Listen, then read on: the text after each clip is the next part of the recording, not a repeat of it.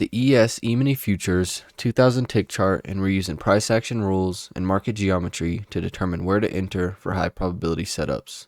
Alright guys, we're starting this morning off with a pretty strong bullish imbalance. You can see I started with this trading range, but we immediately broke out of that trading range, came back, tested that resistance as support, and continued to work higher. The reason I don't have a wider uptrend drawn is nothing really fits yet, so I'm just following my short-term channels, just trying to keep a hold of what direction the market's trying to go. You know, I want to know when these small short-term trends have played out with break and push to new extreme. That way I can know, when the bear pressure is over, and if we continue to work higher, I can start to look for some kind of wider channel. But like I said, nothing really fits right now. So area of development, kind of just sitting on my hands. All the uptrends that you can see have played out with new highs. Even this one here, I could actually go ahead and draw that. So we have break outside of that channel, broke below EMA a little bit, but then strong spike up, created new extreme, and now we're just consolidating sideways. So that really just shows that all the market pressure is played out.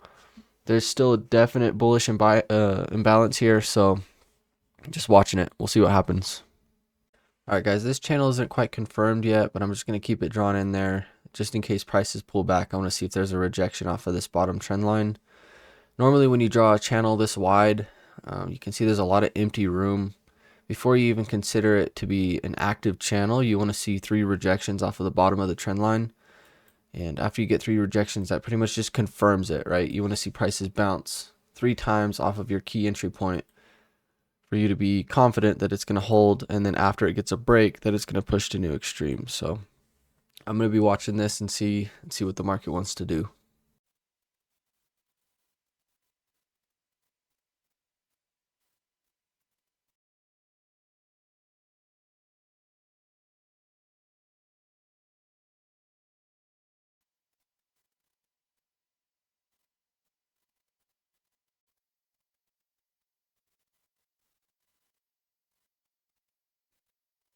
Alright guys, this channel needs new low, but you don't want to take your first second entry short directly after overshoot. Like I always say, it can cause a complete reversal of the market without even creating new low.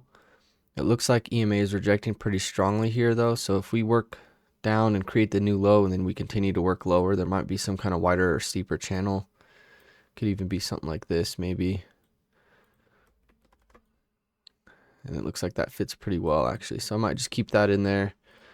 I'm going to be watching this channel and see what the market wants to do. Doesn't fit super well, but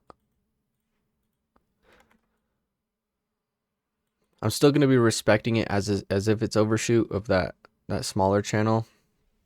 So I'm still going to be respecting this and not taking the first second entry short that I see off of the EMA here.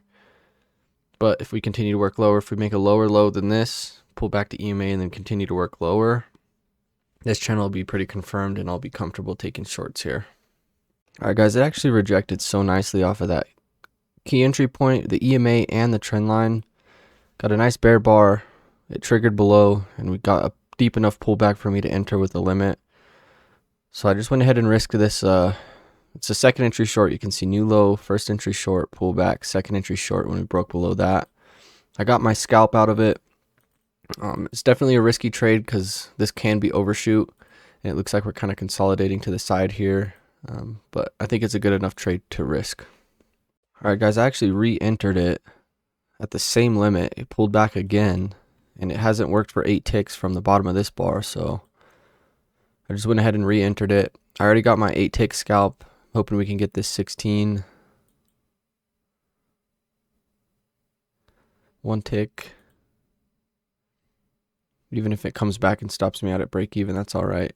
I got my 8 tick again, so I like how this EMA and trend line is holding here.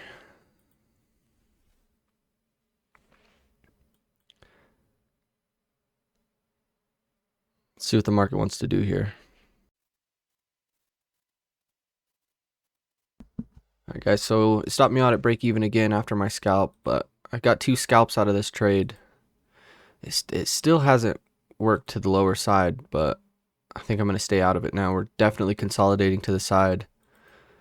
Entering that trade a second time after we have a couple of dojis is definitely risky, but considering it's a decent enough trade, EMA is holding a lot.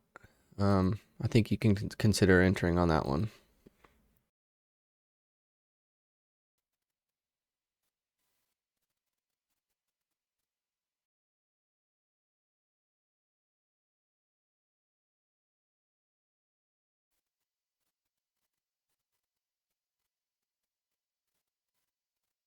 All right, guys, we got a second entry long here, but it's a super ugly bar.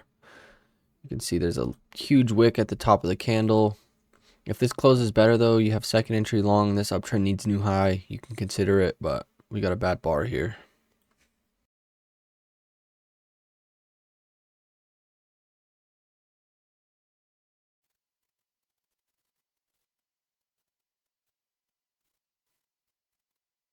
All right, guys, I entered a second entry long here.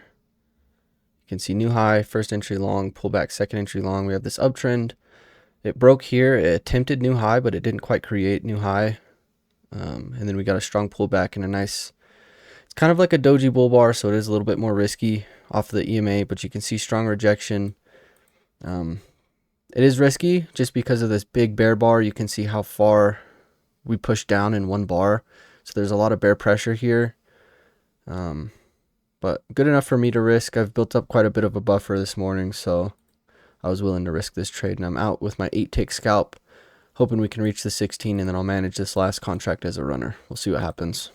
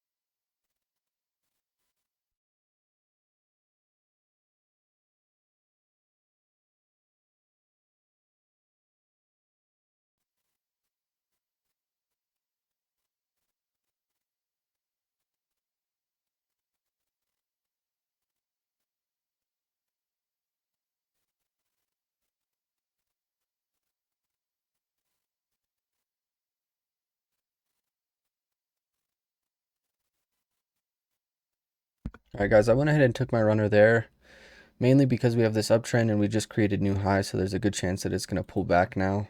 And I don't want to leave any profits on the table, you know. So overall, pretty good day. I think I'm going to go ahead and take my break now. It's about 10:45. I'm like $800 up on the day. So overall, pretty good Friday. Really good price action today. Better than the rest of the week. You know, it's kind of like a wide trading range, but as long as you can just find these small short-term channels, you can really start to find some good setups because you know that they always need to create new extreme. So all you're really looking for is these channels that you have a lot of confidence in. You want them to break, and then you want to see a good setup to give you confidence to enter to test new extreme. And that's pretty much all I've taken today. Is just these short-term channels. They really do offer some good opportunity if you're patient and you're not rushing into trades and looking for a trade on every bar. You want the bias to align like always, and that bias is this short-term trend breaking and needing new extreme. So after you see that, you just start to look for your setups, and you want to see good rejection strong off of EMA or whatever key entry point you have at the time, whether it's a trend line or the EMA or a support and resistance. It's a pretty simple strategy as long as you're not trying to force trades where they're not supposed to be. You get second entries all the time, but the bias doesn't align and it doesn't support your reason to be entering there. So look for bias first. That's the most important thing you can do. If bias is understandable and you can recognize what the market wants to do, then you start to look for setups. And if that's the only time you start to look for setups, then you'll have a pretty good success rate in this strategy. So I'm going to go ahead and take my break. I'll be back in about an hour and we'll see what the market does. Okay, so we continued to work higher. I probably could have left my runner in there for a little bit longer, but it is what it is. You definitely want to try to take your profits off, especially once you create new high. You can't expect it to continue to work higher and there be some kind of spike in channel like this. But that spike in channel broke. We got new high. After new extreme is created, we expect correction or reversal, so we could chop sideways or reverse to the downside. We may even push back above EMA and continue higher. In other words, it's just area of development here. We got to go back to sitting on our hands and waiting for the bias to be clear in it for it to, establish a new structure. We'll see what the market wants to do.